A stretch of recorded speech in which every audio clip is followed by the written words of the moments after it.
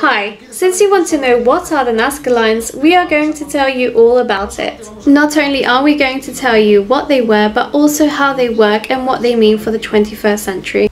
Right, to begin with, we already know that the Nazca Lines were a complex system that was used to manage the circulation of water. After all, there were thousands of people in a desert, and it is known that they relied on their agriculture, and they also exported all of their agricultural produce to other villages. And taking into account the little arable land in that area, you do the maths. There was simply not enough to sustain all of them. Everything that we can find there, be it the geoglyphs, the straight lines, the rectangles, the triangles, the zigzags, were all fundamental pieces of an enormous machinery. And each one of them had a different role and a different ability.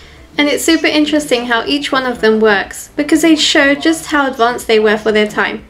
They even knew how to administer the water better than we do ourselves. What is more, these ancient engineers managed to develop a system that served many different purposes.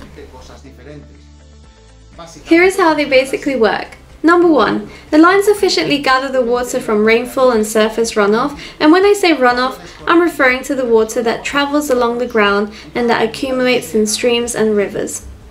Number 2. They carry the water along long distances, and when I say long, I mean very long, as we know that there are lines that reach distances of more than 30 kilometers. Number 3. They distribute the water throughout the length and breadth of a vast desert. And that was very important because once the water arrived at a piece of land, they had to distribute it to each crop. Number 4. Once the water reached these crops, it had to be distributed throughout all of its surface area. Today, this is known as flood irrigation.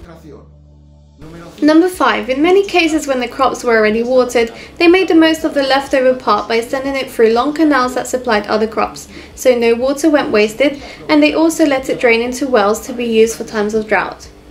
And it doesn't stop there, because in the next video I'm going to talk about the Nazca Lines' 5 superpowers that clearly prove that the Nazca people were indeed very advanced for the time period they lived in.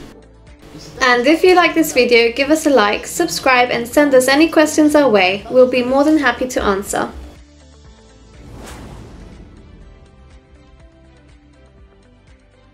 Solo en YouTube.